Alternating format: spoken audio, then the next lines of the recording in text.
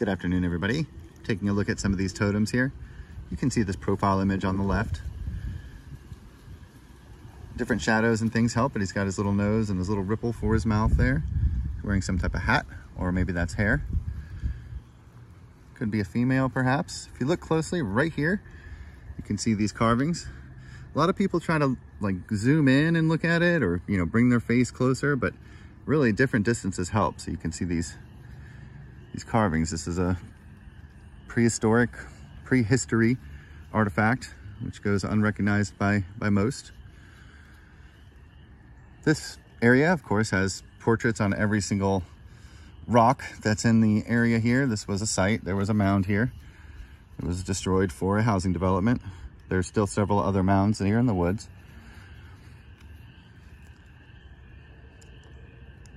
So you can see how the chip for the nose there. And then if you look closely, you'll see the eyes. There's little petroglyphs all over this as well. It's a large painted piece. And I've got some more defined ones, so if you're not seeing anything just yet, just hold tight. I'll get you set up. We'll get you looking at some more defined ones. This is a very large gateway style piece. As you guys know, the gateway styles are white pieces of quartz. This is all white quartz underneath this. This is red ochre paint painted on. And the gateways are black on one side and white on the other. That's the way they are. And you can see this large portrait here facing to the left. You might be seeing one in a different way because there's so many on here.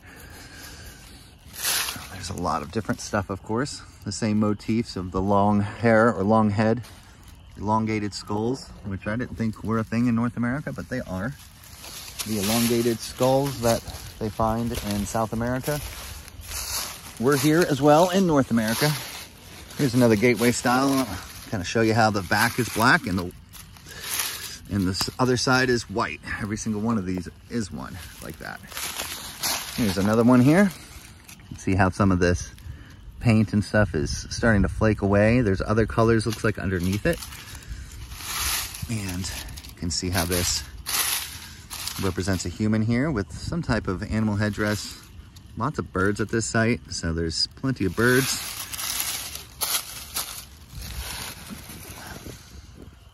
You can see these little happy faces, characters, and he's so coated on the other side I won't be able to show you too much of him, but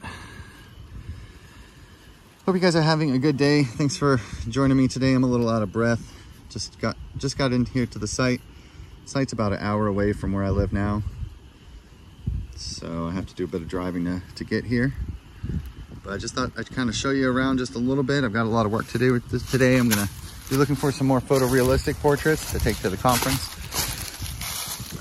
Here's our heart-shaped bird. More than likely a sign of fertility, right? Of course, the beak on the right-hand side there. Let's take a look at this one. Of course, the other side is going to be all white, or at least one side of it will be. Lots of different weird things on here. There's our recessed beak for our bird with the wing and everything. Very pretty one. You guys can tell how, you see how this is, how the angles are there. It's a formed artifact. Goes unrecognized as the big nose, big chin variant. Unrecognized by most people. Some of these also have the motifs of hominoids, which is kind of weird. These little characters, this character right here with this large hat shows up a lot. And these are fresh artifacts, so you can see some of the paint. They've actually been exposed to a little bit of rain, so some of them may be washed off a little bit for us to see. You can see these black stripes. We look for surface imagery as well. You can see how these little portraits are put onto these stones. You see how it looks a little long, right? The way that you do it is you tilt it, and so it becomes an actual portrait. And then you can see how the eye, right under the brow there, you see the eye. Really interesting stuff. Let's go ahead and take a look at that, and different shadows and different lights kind of help it.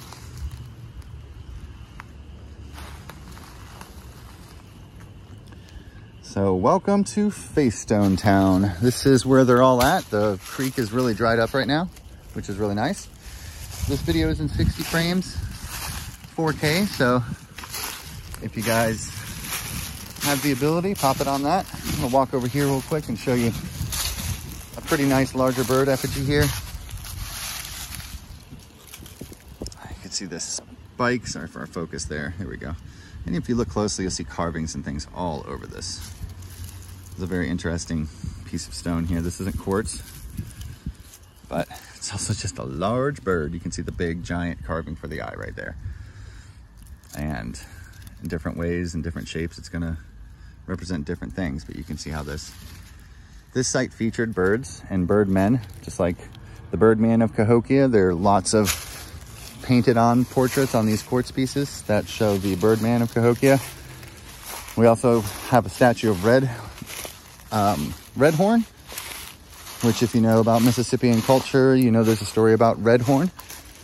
Now, still trying to date these, trying to get organized to get a chance to date them. I've got lots of just little stones. I would have never expected these things to have the shapes of faces, but that's what we have out here.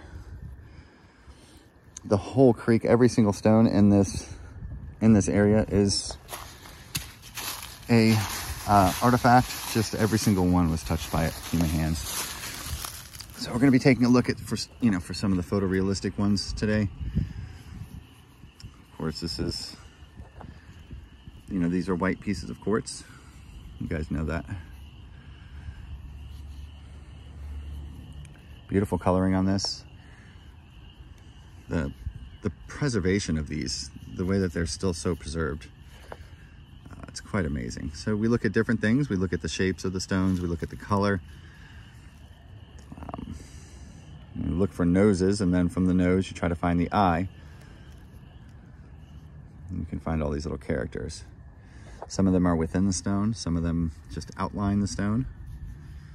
Right? You can see how these little faces poke out. So, my theory is that, he even has a little mohawk there. My theory is that they couldn't carry around 15 or 20 different stones, of course. So they, look at those. So they had, several, they had an art style that created several different images on one stone. This was before books. This is how they remembered their history and taught their history. And that's maybe why we're seeing some of the hominoid. Oh, wow. Not sure exactly what this is. It's colored with the black, the red, and the white there, but some of these are from different time periods and different styles. Different styles take a little while to learn and to interpret, I suppose. Different areas have different types of these stones. Look down there into the creek. Go ahead and I'll jump down there for you, but you can see how we have all these little heart shapes, several different very strong angles and cuts on these stones. So creek's looking really good. I'm gonna go ahead and get busy. I've got a lot of ground to cover, so just kind of checking in with you guys. Just want to say hello and show you guys on site a little bit. Show you the status of everything, how the quartz pieces are just falling out of the side there. Some of this water looks pretty nasty, so I might go upstream just a hair and check it out from there. Tell you what though, before I let you go, let me give you your time's worth. Let's go head down here and take a look at a few more if we can.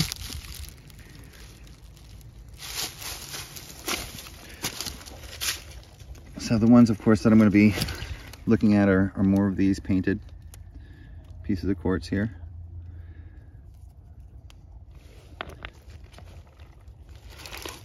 It's nice to record these because every now and then I find one that I should have picked up, or I spot it afterwards, or you guys will spot it and tell me in the comments, and then I can come back sometimes and get it. So that's kind of cool. Look at the carving for the eye on this guy. You can see his lashes. I put his eye right in the middle of the screen with his lashes and everything. Of course, his nose poking out. There's even a little eye on his nose. A lot of things on this. Just like the man in the mountain, right? His chin's all the way down at the bottom. It's a very defined one. When you find one defined face like that, and you see these styles, you know that, like, that's when you start to learn, like, what you can look for. So you learn the style, you learn the motif. There's another one on the inside. And then when you find that, it helps you find the other ones, right? So this one seems to feature just little tiny pokey noses, very defined pokey noses. And then on the other side, it'll have the same deal there. Lots of little carvings and things on this one. It's a very pretty one. Very nice indeed. There's the same pokey nose, looks like surface image of one right there as well. Right here, in the white is what I'm looking at, the color. Let's go ahead and flip him. Trying to see if that's an eye right there, but I'm not sure. So many images in these, and they're, you know, we're not going to be able to see them all right here in the field. You really have to study these. Take a look at them. Oh, look at this one. Look at all the, so these are crystal pieces, of course, and you can see all the, you know, archaeologists deny these because they don't know how they were made. They don't want to look like fools. I think it's smart to admit when, you know, when you don't know something. It's okay. We don't know how they were made. It's fine. It doesn't mean that they're not real though, you know? So it does take a little while of learning. This is one of the motifs here with the lady with her long hair going back. I'll go ahead and take this one, clean it up, because it is really pretty. All this beautiful stuff, shaped kind of like a point. Amazing. Lots of different ones on here. Look at these eyes on here. Whoa. This is an amazing artifact right here. All right, guys, I guess we'll stop it on that one. I'll take some more videos probably, but I want to get some work done first. So talk to you guys soon. Thanks for checking in. Bye-bye.